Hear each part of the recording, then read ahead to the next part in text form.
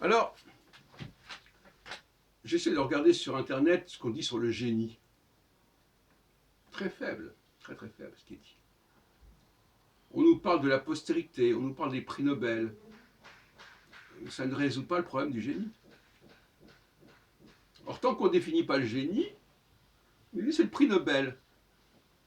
Alors c'est vrai, il y a une proportion de juifs parmi les prix Nobel qui est tout à fait extraordinaire comparé aux 17 millions de juifs dans le monde. Comme disait l'autre, il y a bien plus de juifs prix Nobel que de musulmans, alors que les musulmans sont 2 milliards. Il faudrait quand même essayer de réfléchir. Alors il y a aussi les femmes qui se plaignent, n'est-ce pas, qu'elles n'ont pas non plus assez de prix Nobel. Donc les juifs auraient un monopole, en quelque sorte, sur les prix Nobel, comparativement en tout cas à leur proportion dans le monde. Alors tout c'est un débat, on dit, mais pourquoi à Cannes on ne donne pas plus de palmes à des femmes? Et pourquoi ceci, et pourquoi cela, et pourquoi le prix Nobel? Bon, de toute façon, en tout état de cause, il faut faire très attention. Parce que les prix, les jurys, ce n'est pas déterminant pour déterminer le génie de quelqu'un. Surtout quand c'est fait à très court terme après l'œuvre exprimée et produite. Moi, je préfère parler d'une œuvre de génie plutôt que d'un génie.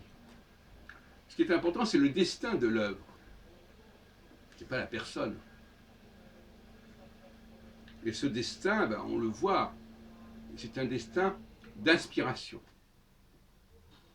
J'emploie le mot inspiration délibérément, puisque dans l'inspiration, il y a la notion d'esprit, de respiration, d'esprit, de souffle. Quelque chose qui est insufflé. Une œuvre de génie, elle a une fonction d'insufflation, d'insufflement, si on veut, et de fécondation. Une œuvre qui n'aura pas fécondé, qui n'aura pas essaimé, elle n'est pas géniale. Donc là, on voit bien que cette notion d'essaimer, génie, ça veut dire quelque part quelque chose qui génère, qui inspire. Au final.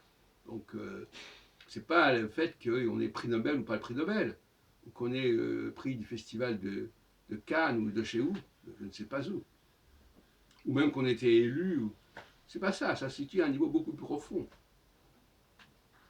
Et force est de constater qu'effectivement, les Juifs ont un rôle important à jouer là-dessus. Mais les Juifs, alors là aussi, je reviens sur l'exposé de M. Attali, j'avais déjà répondu. Il nous dit, oui, mais vous comprenez, il y a de plus en plus de mariages mixtes, etc. Mais qu'est-ce qu'on en a à foutre des mariages mixtes? Les Juifs sont les Juifs. Un homme juif qui fait des enfants, il crée des enfants juifs. Même si ces enfants juifs ne restent pas dans la religion juive. Ce qui n'a aucune importance.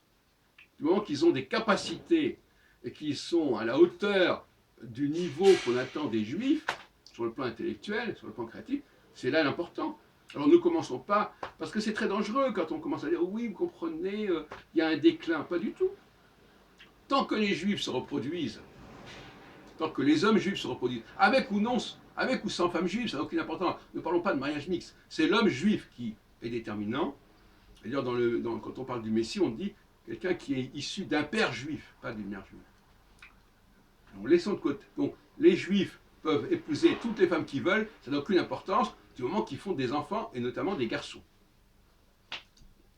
Et que ces garçons soient classés ou non comme juifs, ça ne change rien au niveau du résultat. Ils jouent leur rôle. Que les abeilles jouent leur rôle, peu importe qu'on les appelle des abeilles ou pas. L'important, c'est que ça continue à fonctionner. Tant que l'humanité fonctionne, tant mieux. Et elle fonctionne en grande partie par les juifs. Donc pas de problème. Mais que ces juifs soient à une kippa ou pas de kippa, et qu'il y ait même une connaissance du judaïsme ou pas, ou qu'il y ait une conscience de... Non, peu importe. Donc je serais beaucoup moins pessimiste que M. Attali. Et le pessimisme, en l'occurrence, il peut être extrêmement destructeur.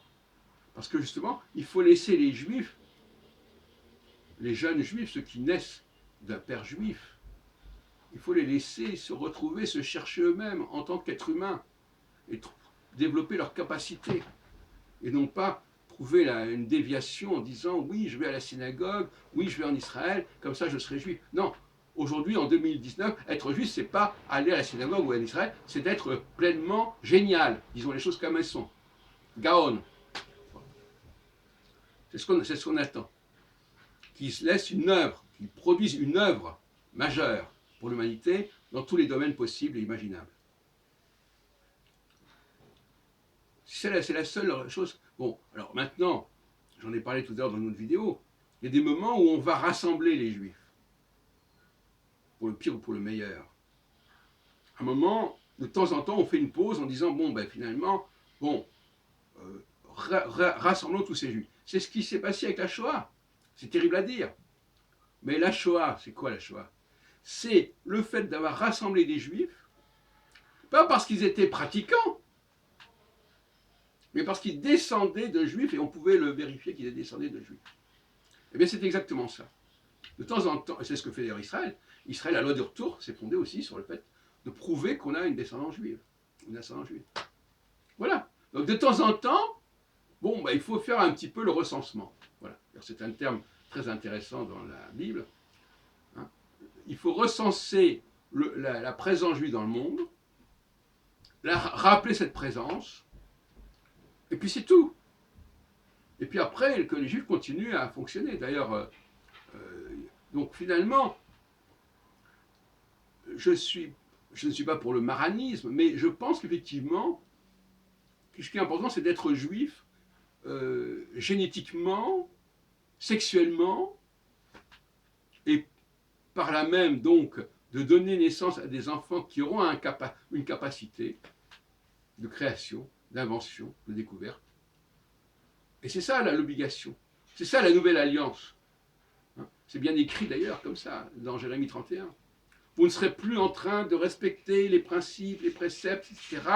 Vous aurez le sens inné de Dieu en vous-même, dans votre cœur, ce qui veut dire quelque part que vous serez capable d'exploiter, d'explorer la création de Dieu.